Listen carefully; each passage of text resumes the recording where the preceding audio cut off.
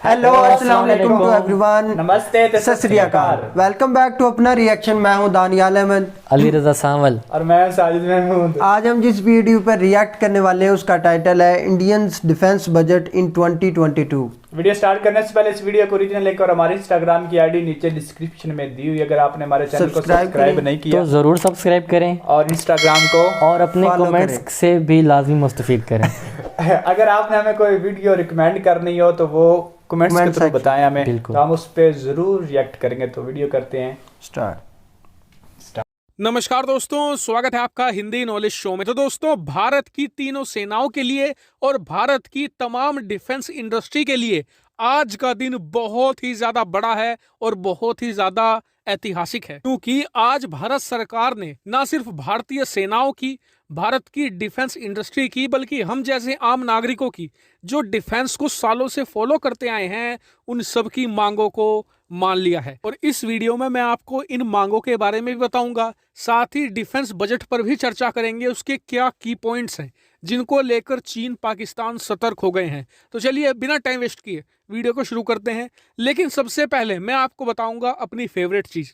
दरअसल भारत सरकार ने ऐलान ये किया है कि भारत सरकार हर साल हथियारों के रिसर्च एंड डेवलपमेंट के लिए पैसा जारी करती है। पहले वो सारा पैसा जो भारत की सरकारी हथियार निर्माता कंपनियां हैं उन सबको मिल जाया करता था।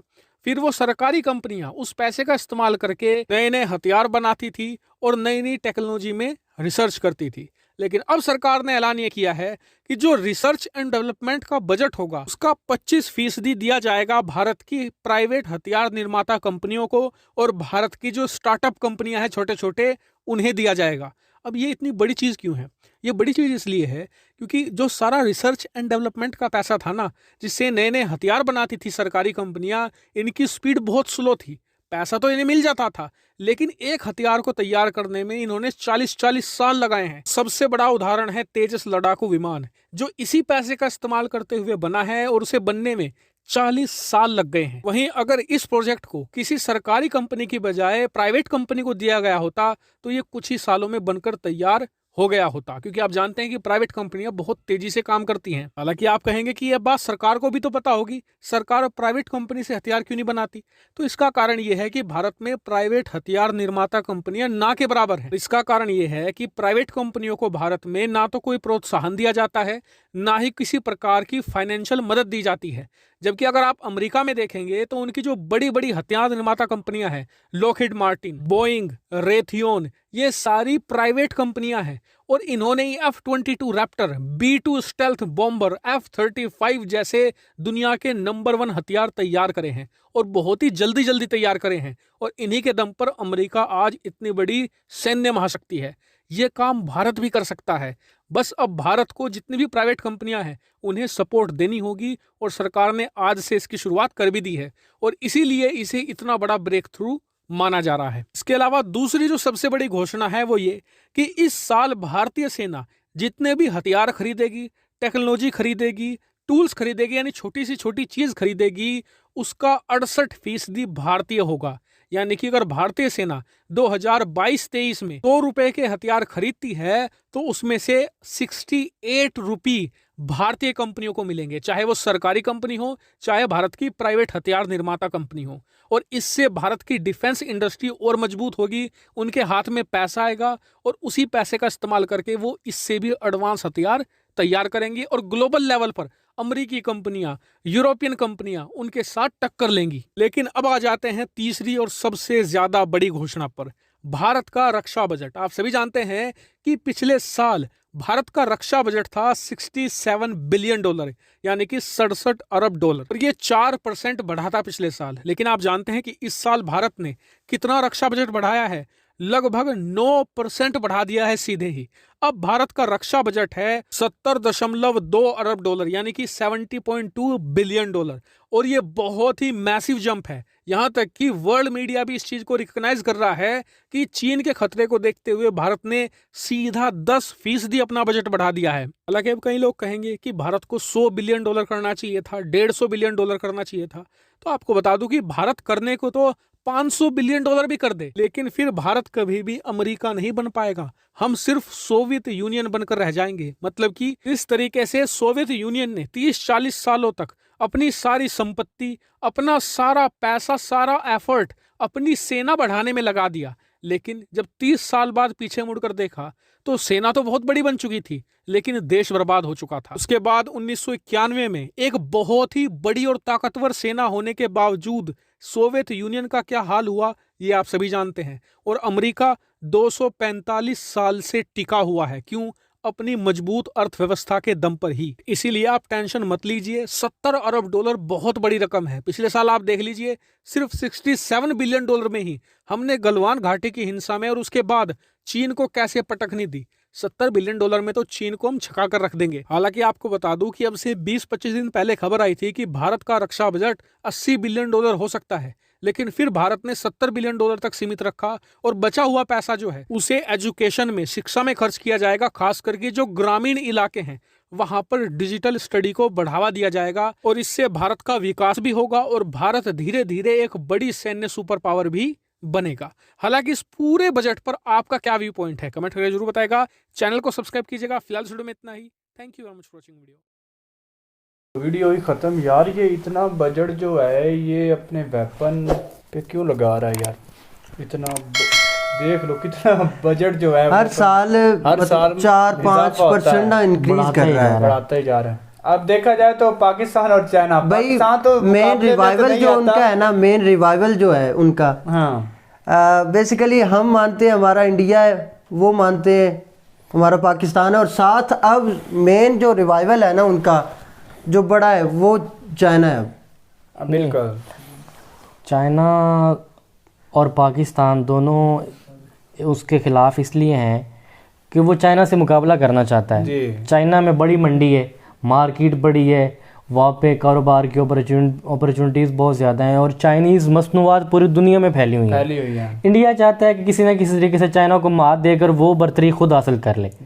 तो इसी वजह से फिर जो चाइना की फ़ौज है, जो उनकी सेना है वो भी बहुत बड़ी है, उसके पास जदीद तरीन वेपन्स हैं, तो उसको मुकाबला करने के लिए फिर उससे बेहतर ही लाने पड़ेंगे। हाँ। तो यही वजह है कि वो अपने वेपन्स को ज़्यादा से ज़्यादा मॉडरेट कर रहा है और ज़्यादा से ज़्यादा ख़रीदा जा रहा है ताकि पाकिस्तान और चाइना का मिलकर मुकाबला कर सके। लेकिन ये बात है, चाइना का वो मुकाबला करेंगे, पाकिस्तान तो उस लेवल का भी आई नहीं कि इसके साथ मुकाबला करेंगे। अब देखिए पाकिस्तान जो वेपन्स बनाता है ना, हाँ। जो एक चाइना है और एक पाकिस्तान जो वेपन्स बनाता है वो चाइना के इश्तराक से बनाता है। तो जो वेपन्स चाइना में पाए जाते हैं और जो जिसका मुकाबला इंडिया कर रहा है उसी का सामना पाकिस्तान में भी उसको करना पड़ सकता है। बिल्कुल, हाँ। तो यही वजह है कि वो दोनों कंट्रीज का मुकाबला करने के लिए चाहता है। यार देखिए, अगर अमेरिका की बात करें तो मिनोपली उन्होंने बनाई हुई है, पूरी दुनिया में उनकी मिनोपली है। हाँ। कि भाई वो वेपन्स बना रहे, रशिया और अमेरिका, ये दो जो है ना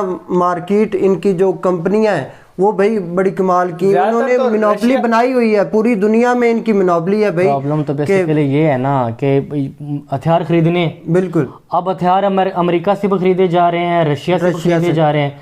चाइना से पाकिस्तान खरीदता है, बिल्कुल, और उसके साथ मिलकर भी बनाता है। जैसे पाकिस्तान ने अभी JF-16 थंडर बनाया है, तो वो बेसिकली चाइना और पाकिस्तान ने मिलकर बनाया है। तो वो पाकिस्तान से कहता है कि जी वो हमारी अपनी ईजाद है और वो उसको इस्तेमाल भी कर रहा है। उसी के मुकाबले में उन्होंने राफेल लेकर आए हैं फ्रांस के, और वो बड़ा स्कैंडल भी बना है अभी इंडिया में उसका। सबसे बड़ी बात यह है कि इंडिया वाले ना मतलब मुख्तलिफ, वाकई वो जो सरकारी होती है ना कंपनी, उसमें वो प्रोसीजर बड़ा लॉन्ग टर्म होता है, प्रोसीजर लॉन्ग होता है और साथ साथ काफ़ी टाइम लगता है। अगर वो कहते ना एक बंदा काम करे तो थोड़ी प्रोडक्शन होगी, अगर दो करेंगे तो ज़्यादा। ये डायरेक्टली प्रोपोर्शनल, जिस तरह मैथ में नहीं होता डायरेक्टली प्रोपोर्शनल, इस तरह होगा। अगर दो कंपनियां मिलके काम करेंगी ऑटोमेटिकली भाई उनका आउटपुट ज़्यादा होगा। आउटपुट ज़्यादा होगा तो ऑफ कोर्स मतलब पूरी कंट्री को फ़ायदा होगा। जिस तरह अब वो प्राइवेट को भी अब दे रहे हैं 25%, वो काम करेंगे और साथ साथ सरकारी कंपनी है। देखा जाए तो प्राइवेट सरकारी में जो भी काम होता है ना वो काफी ज्यादा लेट होता है। बिल्कुल, हाँ, प्राइवेट में बहुत जल्द हो जाता है काम। प्रोसीजर्स लेंथी होते हैं, उसके लवाजमात बहुत ज़्यादा होते हैं, फॉर्मेलिटीज़ बहुत ज़्यादा होती हैं। बिल्कुल, ज़्यादातर फॉर्मेलिटी होती हैं। आपने वो सारी जो रिक्वायर होती हैं उन उसके लिए चीज़ें उसको फॉलो करना होता है। और हमारे बड़ा लंबा प्रोसीजर होता है। रिक्वायरमेंट्स को फॉलो करते करते एक हुकूमत चली जाती है।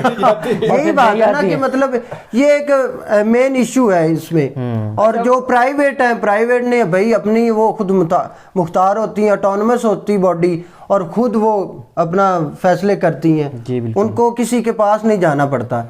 ये जाहिर सी बात है, प्राइवेट कंपनियां उनको अपनी साख की फिक्र होती है, गवर्नमेंट कंपनी को या गवर्नमेंट के जो इदारे होते हैं उनको अपनी साख की फिक्र नहीं होती। हाँ, पैसा लग रहा होता है गवर्नमेंट का और साथ वो बना रहे हैं जिस तरह के भी बनते हैं। प्राइवेट सेक्टर में कंपटीशन ज्यादा है। अब अगर एक बंदा, एक कंपनी काम नहीं कर रही तो जो बंदा जिसने माल खरीदना है उसके पास बहुत सारी अपॉर्चुनिटीज हैं, वो किसी और कंपनी के पास चला जाएगा। वही ना, तो इसीलिए भी जिस कंपनी को भी मिलेगा वो ज्यादा मेहनत करेगी और अच्छा आउटपुट देगी ताकि नेक्स्ट टाइम भी उससे रब्ता किया जाए। अच्छा, वेपन के लिहाज से इंडिया काफी ज्यादा तरक्की कर गया। बिल्कुल, अब ये ज्यादा न्यू चीज खरीद रहा है किसी से। अब देखें, ये इंडिया ज्यादातर मतलब रशिया से खरीद रहा है। रिसेंटली इन्होंने S-400 और ब्रह्मोस, ये बड़े एक्यूरेट इनके हैं, ये बड़ी कमाल की टेक्नोलॉजी, एडवांस टेक्नोलॉजी।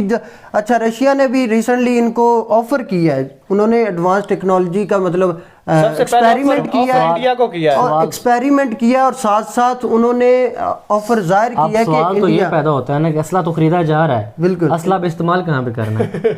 बेसिकली देखा जाए तो अब जो जंग होगी असले वाली नहीं होगी। अच्छा, अब भाई मुआशियत जिस तरह अब अमेरिका, हाँ बिल्कुल। और यार मेरे ख्याल में जिस मुल्क की मैशियत मजबूत है उस मुल्क की जो है वो अवाम खुशहाल है। बिल्कुल। तो जैसे मैंने पिछली वीडियो में कहा था कि हमें जो है ना वो अपनी मैशियत मजबूत करने के लिए इकदामात करने चाहिए और वेपन से फिर चलते रहते हैं। यार देखें, इंडिया भाई काफी नहीं इंडिया काफी डेवलपमेंट कर रहा है भाई। उनकी इकोनॉमी हमसे कई गुना ज्यादा है और साथ साथ मतलब काफी चीजों पे वो वर्क कर रहा है। अच्छा, वो कह रहे थे मोदी साहब, दूसरा ये कह रहे थे कि बाकी जो बजट बचना है ना वो हम ना तालीम पे लगाएंगे।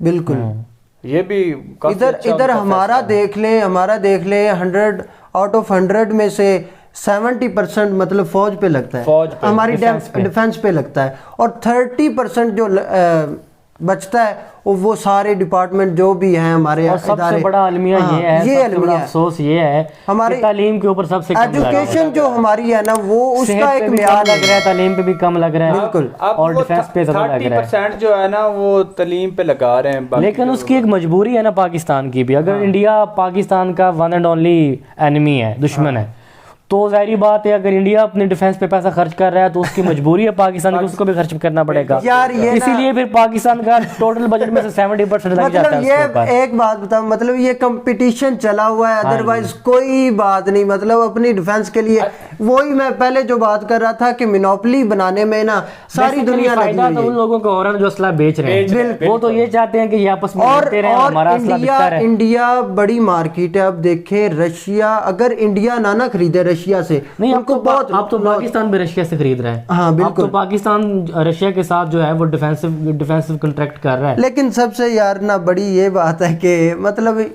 ये असला खरीदना नहीं चाहिए, बस दोस्ती करें।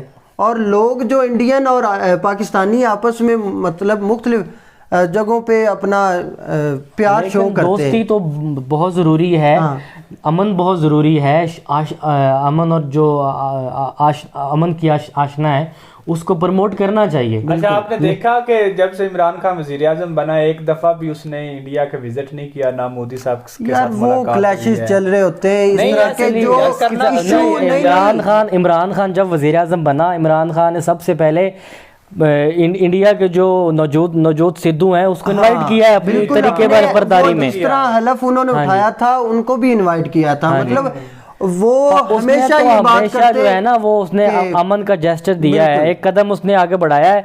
अब इंडिया दूसरा कदम नहीं बढ़ा रहा तो हम उसको जाके जब तो नहीं डाल सकते। वही ना, मतलब दोनों की भगत होगी तो फिर ही यार। वैसे ओवरऑल हमने ये वीडियो देखी, इसमें हमें ये पता चला है कि इंडिया जो है ना वो कितना अपना बजट जो है वो वेपन और आर्मी पे लगा रही है। तो भाई वाकई यार जिस तरह देखें आपका एक जो रिवाइवल है अपना दुश्मन है एक स्ट्रॉन्ग है, उसके लिहाज से आपको उस के म्यार पे उतरने के लिए भाई अपने आप को भी स्ट्रॉन्ग करना पड़ेगा। जिस तरह भाई चाइना की मार्केट भाई पूरी दुनिया में है, चाइना ने मोनोपोली बनाई हुई है, और इसी तरह भाई इंडिया काफ़ी कोशिश कर रहा है, और आए दिन कोई ना कोई वो एक्सपेरिमेंट कर रहा होता है मिसाइल के, और आए दिन कोई ना कोई चीज़ खरीद रहा होता है रशिया से, अमेरिका से, और हमारी मजबूरी है फिर हमको भी करना पड़ता है। ये हम मजबूरी हम मजबूरी में करते तो हैं। वाकई यार वीडियो इतनी थी, फिर मिलेंगे एक नई वीडियो के साथ, तब तक इजाजत दीजिए। Okay bye.